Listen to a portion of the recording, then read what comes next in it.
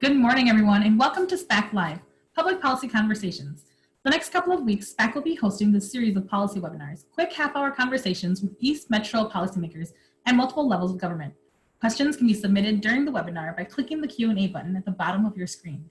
Our host today is Shannon Watson, Director of Public Affairs of the St. Paul Area Chamber of Commerce. Our featured guest today is Representative Pat Garofalo.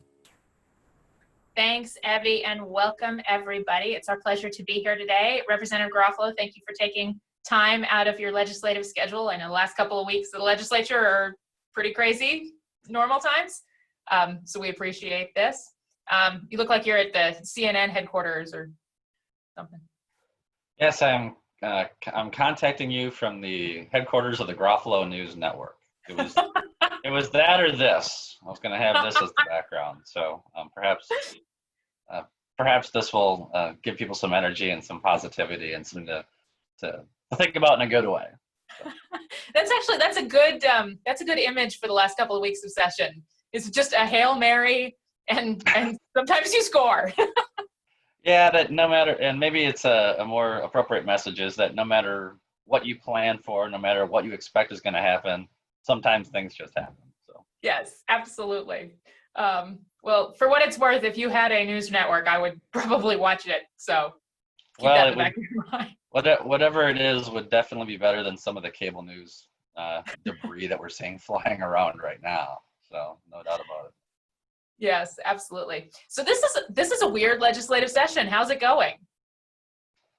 Well, definitely weird. That's a good way to characterize it. Obviously, from an economic, from a social, from a healthcare perspective, the entire social order of our nation, in fact, the world has been disrupted. So what happens in a legislative session is obviously just not as important as it was just 3 months ago. And so we're seeing that the access to the Capitol is restricted. The overwhelming majority of work is being done remotely. This has created both opportunities and pitfalls, but there's no doubt about it that whether it's the workplace, whether it's government, whether it's education, at home, people, there is definitely a pre-COVID-19 mindset and a post-COVID-19 mindset. And it's required that we have to make adjustments in this new world. Absolutely.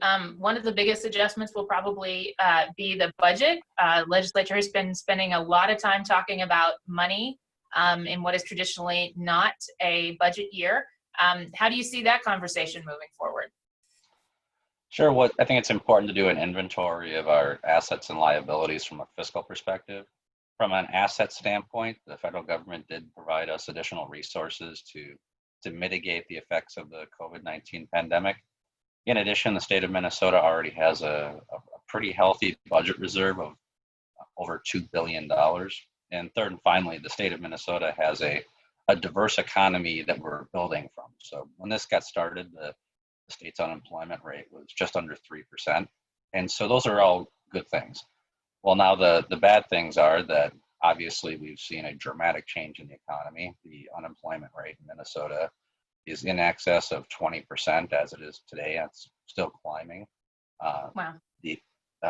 So we're seeing a dramatic collapse of the private sector, and as a result, the tax revenues that come into the state.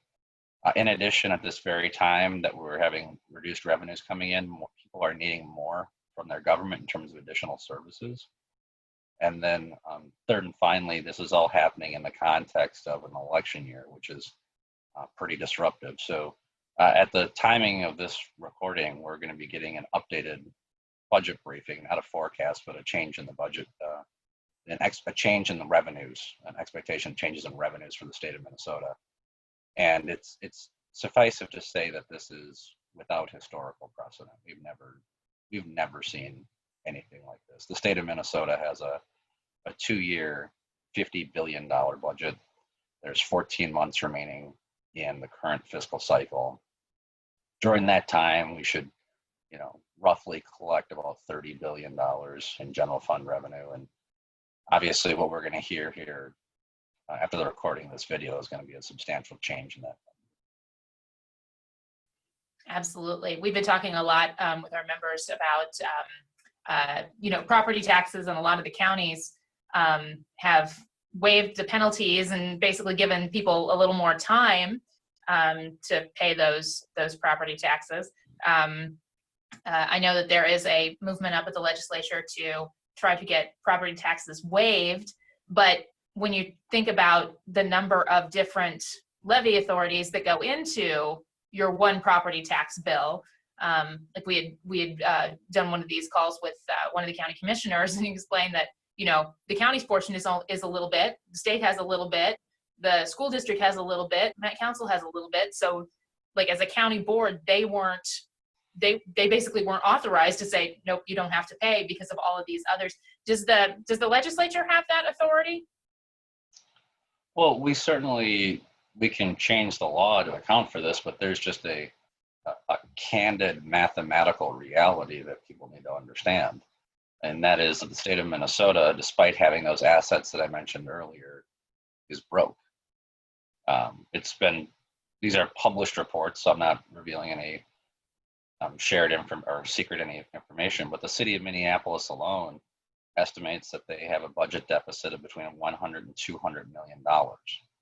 And that's just the city of Minneapolis. And of course, that's related to the reliance on sales taxes and hospitality taxes, liquor taxes, which are not happening. And so that's a tough situation. But going forward, even if we were to open up everything tomorrow, the last thing in the world anyone's going to want to do is go down to a packed entertainment district in any of the communities in our state. And so this is presenting serious fiscal challenges to our state, not only now, going forward. And I choose to take the approach to this that we just need to accept the fiscal realities before us. If we're upfront and candid with people, they're still going to be angry because no one likes deficits and how we respond to them. But I believe they'll be less angry if we're just more candid and upfront with them. So the fiscal situation that we are facing, not only in the short term, but even after the election, is something that no one has had to deal with before. And it's obviously going to require some serious adjustments in the expectations we have for what government services are delivered to us.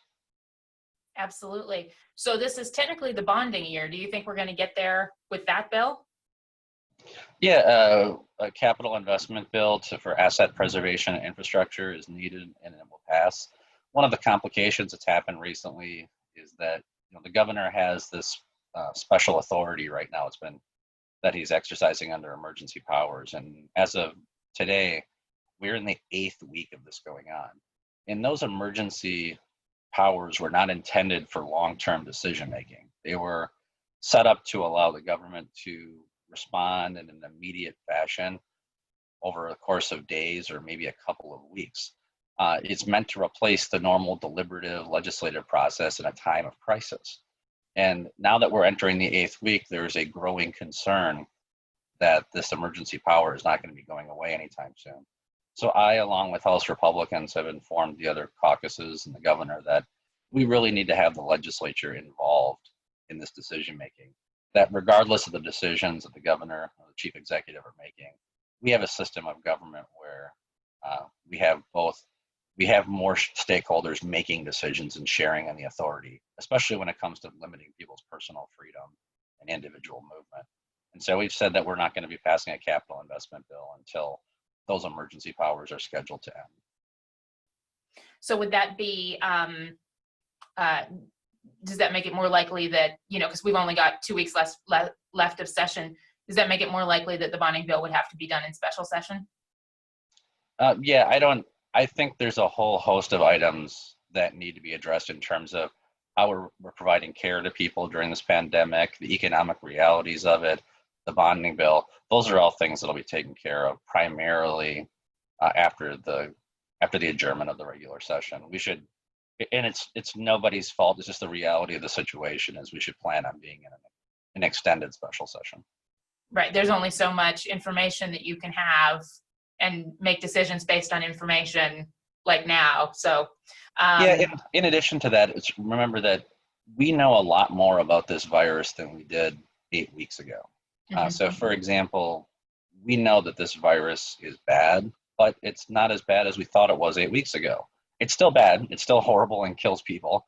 but it's not quite as, it's not the demographic profile of who requires hospitalization and who dies as a result of it is much more narrow than we expected. So we need to adjust public policies in response to that. Going forward, I think we'll have that same expectation that as we collect more information, we need to be nimble and flexible. And to do that, unfortunately, we'll have to be in session. So like lowering the transmission rate by wearing masks is something that we know now that we didn't know before, that could sort of ease some of those restrictions, you think? Well, people wearing, and again, we're talking about different types of masks. So wearing some sort of cover in public, it seems to build people's confidence in public. They feel better about themselves. They feel better seeing others, and they feel like they're less likely, they feel less likely to become a carrier of the disease. And that's an important part of this dynamic, is that we need to restore and build consumer confidence. Whether we like it or not, people just, if people don't feel safe, they're not going to shop. They're not going to engage in commerce. They're not going to be developing new projects. And so it's really important that all of us, that while we can simultaneously focus on public health and making sure that the most vulnerable in our society are protected, we also have to be honest with people about the realities of the situation, that we can't lock everyone down until there's a vaccine, and that we want people to feel comfortable getting out in a responsible way. And businesses share an important role in that. Businesses, if we give them public performance targets, not permission slips, but if we give them performance targets and say, if you reach these performance targets, then we're going to allow you the opportunity to reopen your business. I think that's the right way to do that. And the overwhelming majority of Minnesota businesses are in that place right now and should be allowed to be open.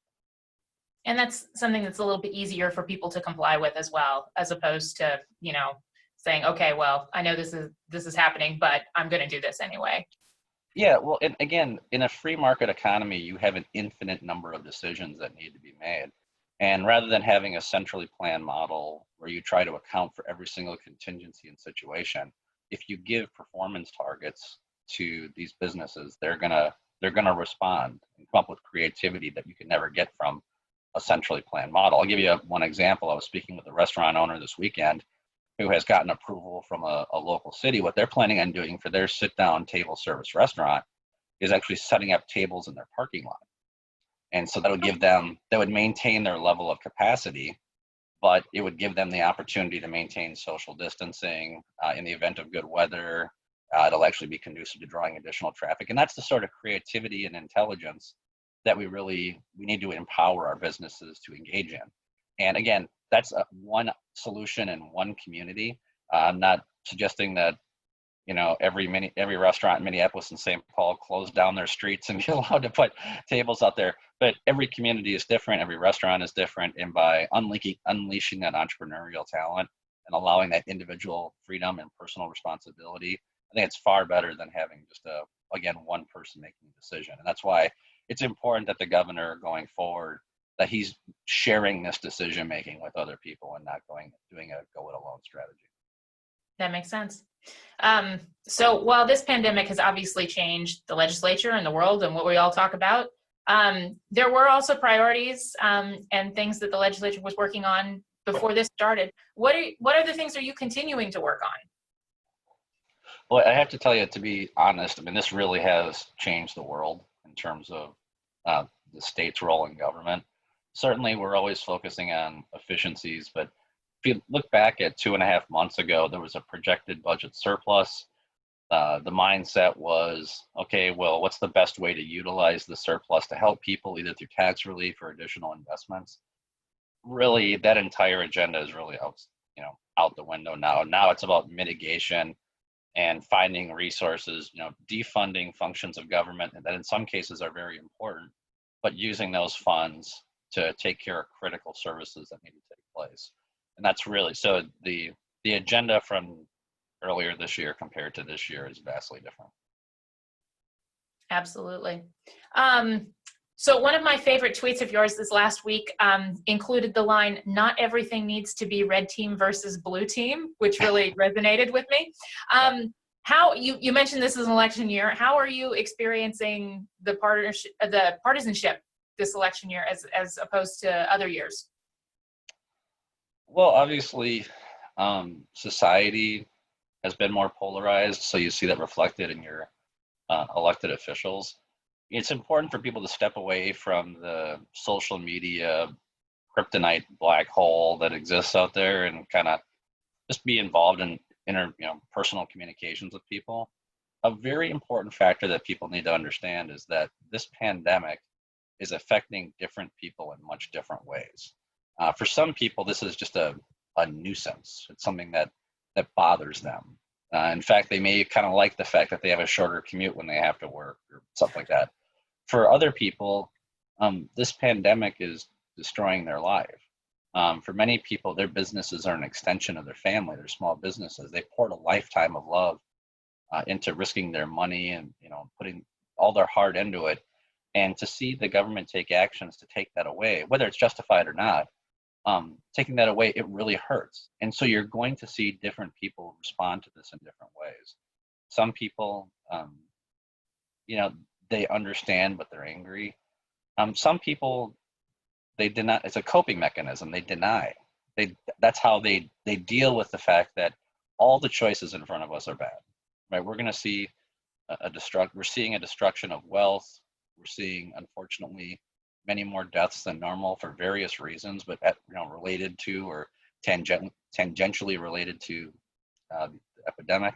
So people, there's all these bad things happening, and for some, the coping mechanism is just to deny it, and that's not healthy. We can't have that as a public policy, but it's just important for all of us to remember that how we treat each other is still very, very important, and to understand that the impacts that you're having on a personal level may not be the same things that your neighbor or a loved one is dealing with. And so if anyone gets a chance, watch the video that former President George W. Bush put out, a couple minutes long, showing, just kind of talking about the importance of us caring for each other and having empathy for one another. It's really, really important, not only today, but going forward.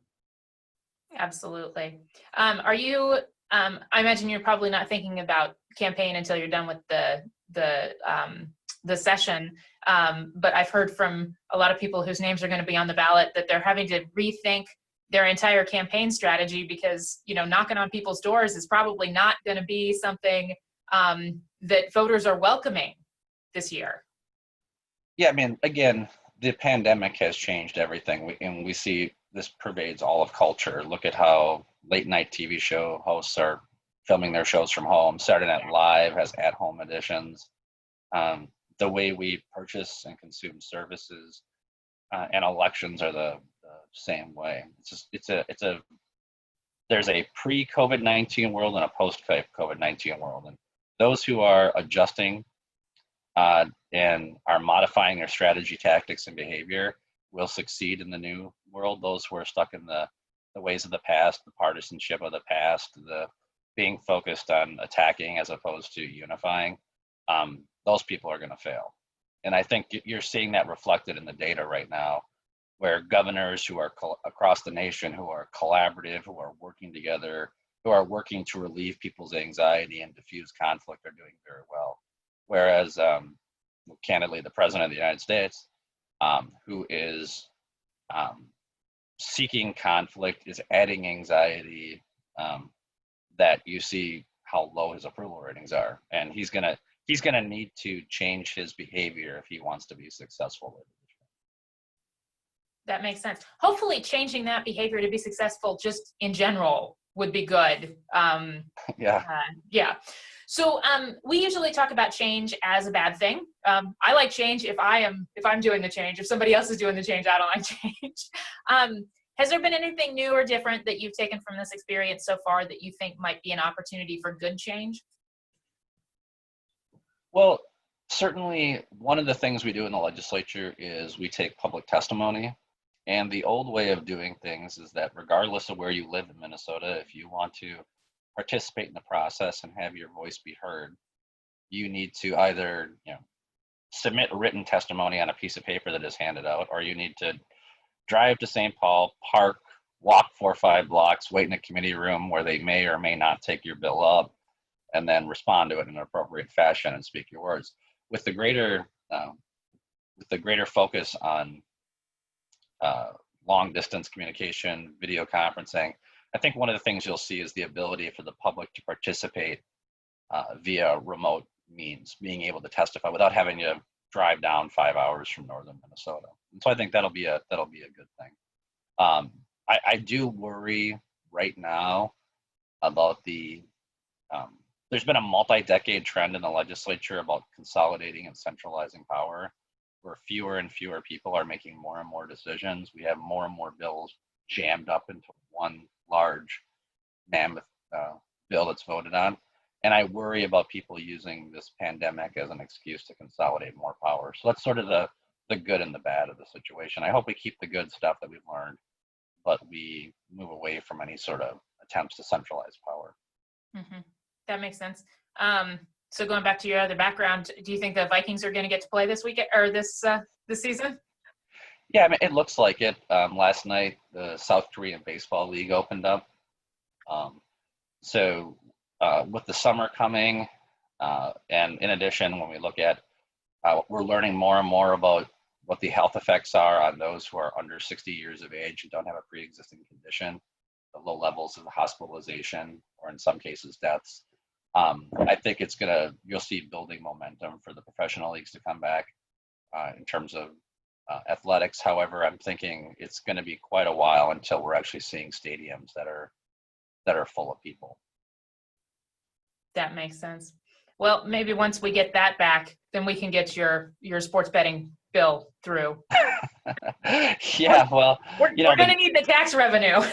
Well, the good news is that, of course, there's been no push to legalize sports gambling because there are no sports. We got people, like I said, South Korean baseball. I think there's some soccer games over in Belarus. So it's not exactly not a lot of options out there. But I do, again, just culturally, whether it's, movies, theaters, music in the park, sporting events, youth baseball. These are all things that are integral to our personal happiness. And so that's what you're seeing, there's a lot of stress on kids, athletics is a part of how they see each other, how they learn conflict resolution, and kids aren't getting those lessons right now. So it is important that we recognize that we are still learning in this process. And the sooner we can make smart decisions to re-engage with one another in a way that doesn't jeopardize public health, I think the better off we'll all be. Well, that sounds to me like an excellent last word. So, Representative, I want to thank you for taking your time and sharing with us today. I really appreciate both your perspective and your approach to legislating. So thank you for your service up at the Capitol. Evie, I'm going to send it back to you. Thank you. This session was recorded and will be available at a later date posted on our website. For more information on SPACC Live, public policy conversations, and other SPACC events, please refer to our calendar at stpaulchamber.com. Don't forget to follow, like, and subscribe on social media. Have a wonderful day.